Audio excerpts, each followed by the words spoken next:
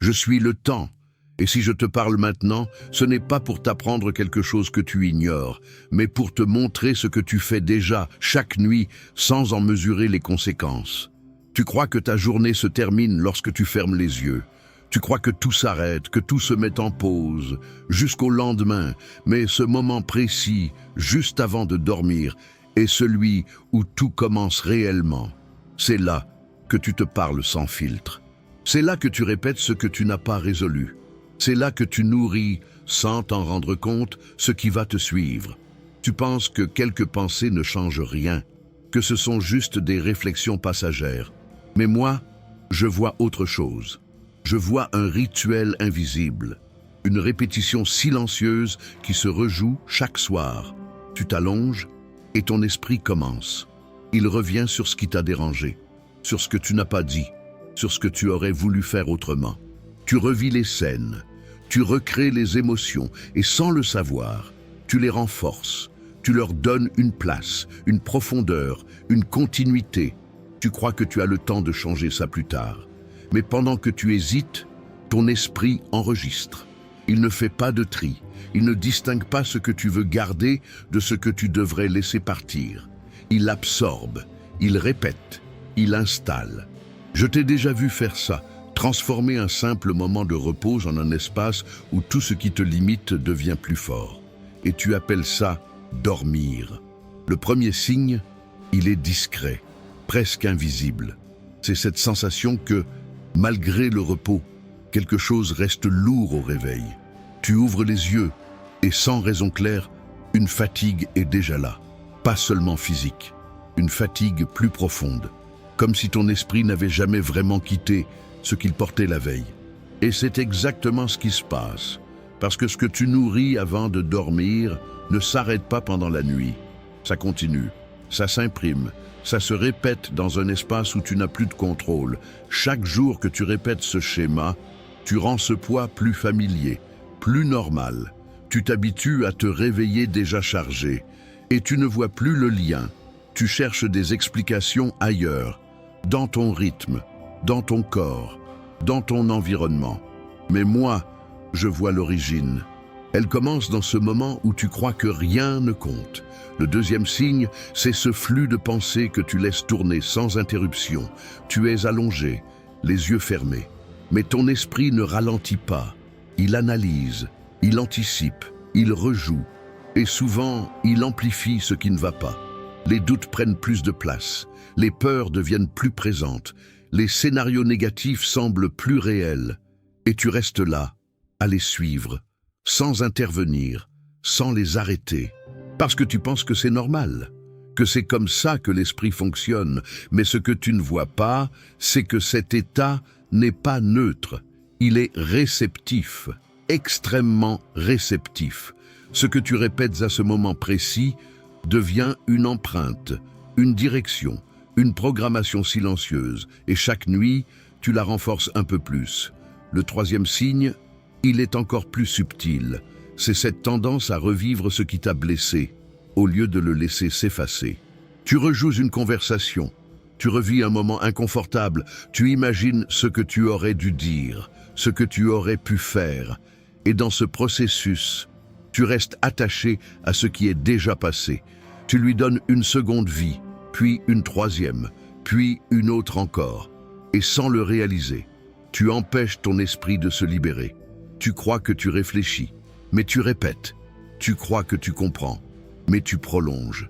Et pendant ce temps, ce que tu ressens s'ancre plus profondément. Parce que ton esprit ne fait pas la différence entre ce qui est réel et ce que tu continues de recréer. Tu n'es pas en train de te reposer, tu es en train de construire quelque chose, chaque nuit, sans pause, sans interruption. Et ce que tu construis dépend entièrement de ce que tu laisses entrer dans cet instant.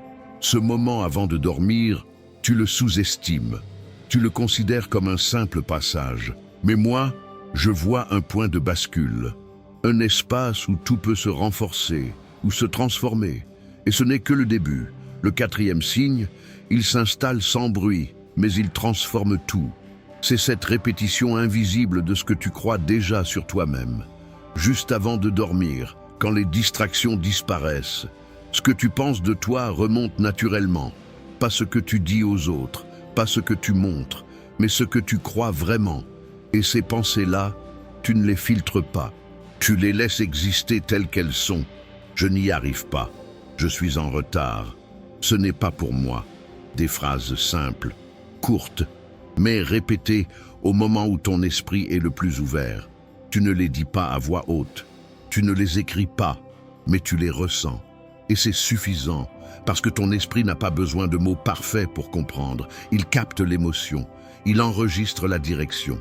Et chaque nuit que tu laisses ces pensées s'installer, tu renforces une version de toi qui reste limitée, pas parce que c'est vrai, mais parce que c'est répété. Tu crois que tu peux compenser ça pendant la journée, avec de la motivation, avec des efforts, avec des intentions, mais ce que tu installes la nuit est plus profond, plus silencieux, plus constant. Et pendant que tu essaies d'avancer consciemment, une autre partie de toi maintient le contraire. Je t'ai déjà vu faire ça, vouloir changer en surface, tout en répétant la même base intérieure. Le cinquième signe, c'est cette sensation que, malgré tes efforts, certaines choses ne bougent pas. Tu fais ce qu'il faut, tu essaies, tu ajustes, mais les résultats restent lents ou inexistants. Et ça crée une frustration, une incompréhension. Tu te demandes ce qui bloque, tu regardes tes actions, tu regardes ton environnement. Mais tu oublies de regarder ce moment précis où tout se programme sans bruit, parce que ce que tu nourris avant de dormir ne reste pas isolé. Ça influence tes réactions, tes décisions, ta manière de percevoir les opportunités. Tu te réveilles, déjà orienté, déjà influencé, et tu avances dans la journée avec cette base invisible, une base que tu as installée toi-même, la veille. Chaque jour que tu répètes ce cycle, tu renforces ce blocage, lentement, sans le voir, jusqu'à ce que tu te convainques que c'est comme ça, que ça ne change pas. Mais moi, je vois une continuité, pas une fatalité, une répétition. Le sixième signe, il est plus discret, mais profondément ancré. C'est cette difficulté à imaginer quelque chose de différent pour toi. Tu essaies de penser autrement, d'envisager autre chose, mais ça reste flou, lointain, comme inaccessible. Et pourtant, ce n'est pas que tu manques d'imagination, c'est que ton esprit est déjà rempli par autre chose, parce que tu répètes chaque nuit, parce que tu renforces sans t'en rendre compte. Tu ne laisses pas vraiment de place à autre chose, parce que ce moment où tout pourrait être ouvert est déjà occupé par des pensées anciennes, des schémas connus, des émotions répétées, et ce manque d'espace devient une limite. Pas visible, mais réelle. Tu crois que tu manques d'opportunités, mais parfois, tu manques simplement d'un espace intérieur pour les voir autrement.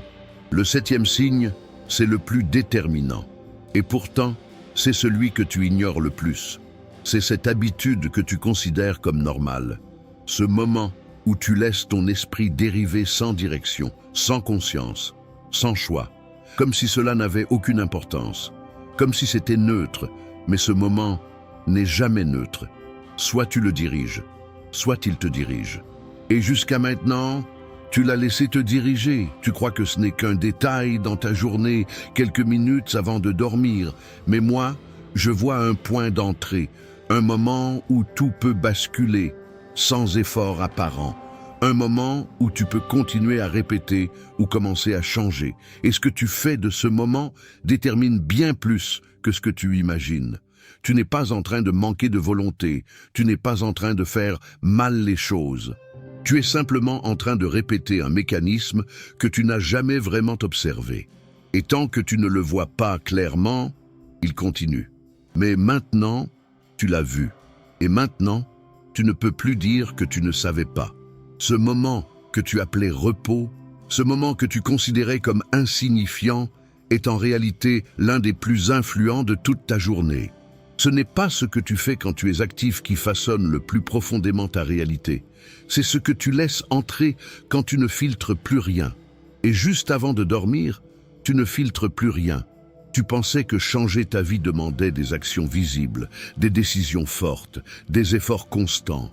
Mais ce que tu ignores encore, c'est que la direction se joue souvent dans le silence, dans ces instants où personne ne te regarde, où rien ne t'oblige, où tout repose sur ce que tu choisis de nourrir ou de laisser se répéter. Tu continues peut-être à croire que ce n'est qu'une habitude sans conséquence, que ça ne peut pas vraiment bloquer quoi que ce soit. Mais regarde mieux. Ce que tu répètes chaque nuit devient ce que tu ressens chaque matin. Ce que tu ressens chaque matin influence ce que tu fais dans ta journée. Et ce que tu fais chaque jour construit ce que tu appelles ta réalité. Ce n'est pas soudain. Ce n'est pas spectaculaire. C'est progressif, invisible, mais constant. Pendant que tu hésites à changer ce moment, lui ne t'attend pas. Il revient chaque nuit, toujours au même endroit, toujours avec la même ouverture. Et chaque fois, il te laisse le même choix. Continuer à répéter ou introduire quelque chose de différent. Mais ce choix, tu ne le fais pas consciemment. Tu le laisses se faire tout seul. Et c'est là que tout se joue. Tu crois que tu dois transformer toute ta vie pour voir un changement. Mais parfois, tout commence par ce que tu fais dans les dernières minutes de ta journée. Pas avec des efforts visibles, pas avec des actions extérieures, mais avec une direction intérieure, une orientation, une décision silencieuse. Je ne te dirai pas quoi penser, je ne te donnerai pas de méthode, ce n'est pas mon rôle, mais je peux te montrer ce qui est déjà en train de se produire. Si tu continues comme avant, rien ne change vraiment. Même si tu fais des efforts ailleurs, même si tu essaies d'avancer, parce que la base reste la même, et une base répétée finit toujours par s'imposer. Mais si, dans ce moment précis, tu changes ne serait-ce qu'une chose, alors quelque chose d'autre commence, pas immédiatement visible, pas immédiatement mesurable, mais réel, parce que ce moment-là est un point d'entrée, un espace où ton esprit n'oppose pas de résistance, où ce que tu choisis de nourrir s'installe plus profondément. Tu n'as pas besoin de tout contrôler, tu n'as pas besoin de tout comprendre, mais tu ne peux plus ignorer ce moment comme s'il n'avait aucune importance. Parce que maintenant, tu sais que ce que tu répètes avant de dormir ne disparaît pas dans la nuit. Tu sais que ce que tu laisses entrer continue sans toi. Tu sais que ce que tu nourris finit par te définir. Et à partir de maintenant, chaque nuit devient une continuité de ce que tu choisis ou de ce que tu laisses se répéter. Je ne ralentis pas pour que tu décides. Je ne reviens pas en arrière pour te laisser corriger sans conséquence. Je continue, comme je l'ai toujours fait, avec ou sans ta conscience. Et ce que tu fais de ces dernières minutes, je le verrai demain. Parce que moi, je continue de passer.